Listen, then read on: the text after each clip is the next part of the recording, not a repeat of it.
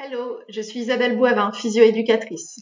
Pour ma toute première vidéo sur ma chaîne, j'ai choisi de vous partager un sujet d'actualité. Ne pas péter les plombs en période de confinement.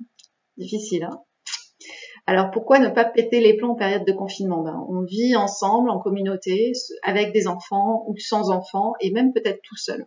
Il va falloir sortir de ce confinement qui soit long ou court. Il nous semble assez long pour l'instant, mais il peut durer encore nettement plus longtemps. Donc il va falloir en ressortir avec le moins de dommages dans nos domaines de vie, que ce soit financier, que ce soit la santé, que ce soit l'affect. Enfin voilà, il va falloir en ressortir grandi plutôt qu'amoindri. Donc ne pas péter les plombs, ça permet de gérer les choses en ayant un certain recul. Mais c'est très difficile parce que on n'a plus cette possibilité de respirer et de faire redescendre la soupape de sécurité, la pression.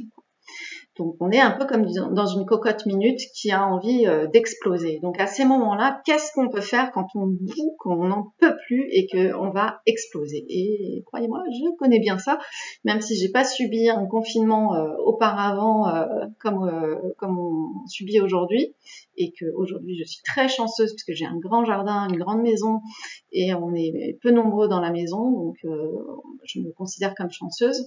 Je sais que certains d'entre vous ne le sont pas. Ils vivent dans 30 mètres carrés, voire plus petits, à plusieurs, seuls, et seul, ça peut être très difficile aussi. Donc, comment faire pour réussir à en sortir le mieux possible? Donc, le pétage de plomb, en fait, ça va être tout simplement une surréaction face à quelque chose de assez minime quand même. Et de toute façon, ça va être une réaction qui nous dépasse et qu'on a du mal à contrôler. Donc il va falloir éviter ça parce qu'on va faire peur aux personnes qui sont avec nous, on peut se faire peur à nous aussi, on peut se faire mal aussi, ça peut nous arriver de donner des coups dans un mur ou que sais-je encore. Donc il faut à tout prix éviter ce genre de choses, et quand on sent qu'on part complètement en vrille, il faut arriver à trouver des astuces pour faire revenir notre état mental à un état mental plus stable. Je vais pas dire zen et joyeux, hein, mais plus stable, de manière à prendre du recul. On arrive à prendre du recul et à se dire wow, où est-ce que je vais, qu'est-ce que je fais, c'est pas la peine. Donc la première des choses, c'est penser au moment présent. Je pense que si vous me regardez, vous avez tous un toit au-dessus de la tête, vous avez tous à manger dans votre dans votre frigo, enfin voilà. Normalement, on est tous, il n'y a pas de manque actuellement, donc vous êtes comme d'habitude, vous n'avez pas à stresser par rapport à ça. Donc aujourd'hui, vous avez un toit sur la tête, la trêve hivernale continue, donc on risque pas de vous l'enlever. Voilà, on peut s'arranger. Donc vous avez un toit au-dessus de votre tête, vous avez à manger. Il n'y a a priori pas de raison de s'alarmer outre mesure. Donc ne surréagissez pas par rapport à la peur, à ce que vous entendez, aux informations. Essayez de vous isoler par rapport à ça. Pensez au présent. Pensez au présent, vraiment à l'instant présent. Est-ce que là, je suis en danger maintenant, tout de suite, là? En général, on répond non. C'est généralement ça. Ensuite, il y a, si c'est un problème avec une autre personne, il va falloir parler de ce qu'on ressent à la personne et non pas de ce que la personne nous fait en disant tu fais ci, tu fais ça. Non, on va essayer de parler en structurant sa phrase d'une certaine manière, en disant stop, là ça ne me convient plus. Donc on n'accuse personne, c'est juste de dire la situation ne me convient pas là maintenant à l'instant présent. Donc soit vous dites à la personne pour l'instant je peux pas parler, mais on en reparlera. Soit vous dites, voilà, là, ce que je vois, donc vous décrivez la réaction de la personne, peut-être, les cris que j'entends, les mots que j'entends, ça m'atteint, ça me fait me sentir triste, ça me met en colère, ça, voilà, ce que vous ressentez, ce que ça vous fait. Et je n'en peux plus, j'ai besoin qu'il se passe ça. Et il faut dire à l'autre personne, que ce soit un tout petit, ils entendent très bien ça, ou un adulte, j'ai besoin là maintenant tout de suite qu'il se passe ça, sinon voilà ce qui va se passer.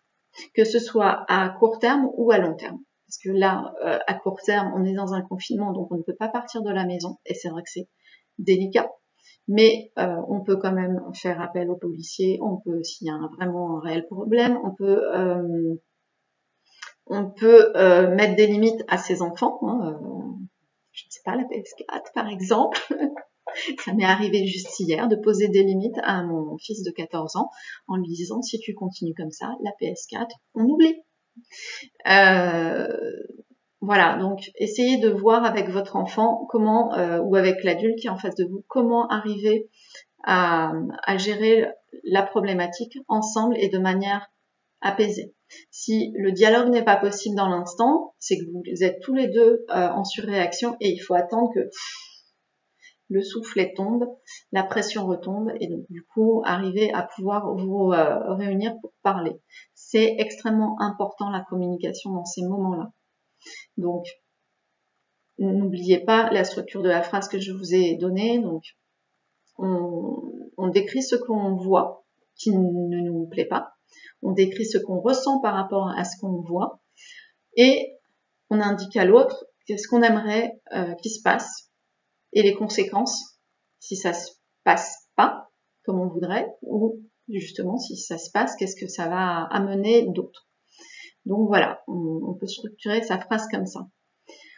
Après, ce que je peux vous proposer aussi, c'est de respirer, essayez de vous isoler à votre manière. Donc là, va falloir être créatif et vous allez pouvoir l'être. Vous allez voir que ne pas pouvoir aller chercher tout le monde en claquant des doigts ou partir, fuir, ça va amener votre cerveau à s'obliger à penser à des solutions. Votre cerveau, il est capable de ça. Et ça, là, il faut vous faire confiance. Donc déjà, respirer ou faire un geste qui va vous calmer. Vous avez le droit d'aller crier. Ça peut être dans un coussin pour pas alerter tout le monde et énerver tout le monde. Ça peut être vous isoler, je sais pas, dans les toilettes par exemple. Voilà, ça peut être plein de choses comme ça et qui vont vous amener à avoir du calme et à retrouver votre espace, votre espace vital, une espèce de bulle autour de vous.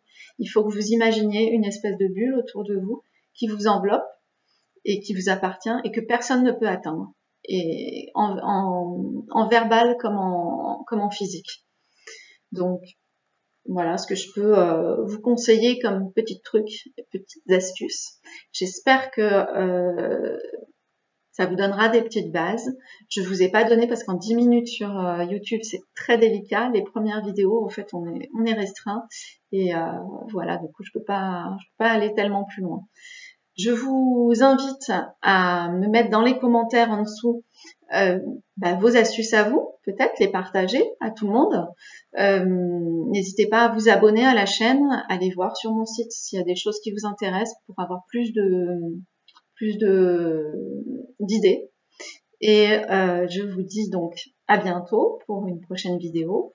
N'hésitez pas à me mettre aussi vos idées de sujets de vidéos que vous aimeriez que je vous partage. Donc, pour la petite info, je suis donc physio-éducatrice.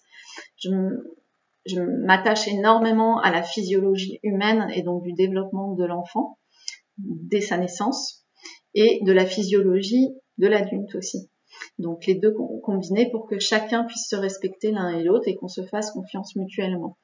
Donc, et je suis aussi éducatrice Montessori, donc j'aurai des choses à vous partager autant dans l'éducation que dans l'instruction de l'enfant et de l'adolescent. Donc voilà, ma petite contribution au confinement actuel. Je vous dis bien à bientôt et protégez-vous, prenez soin de vous et au plaisir. Au revoir.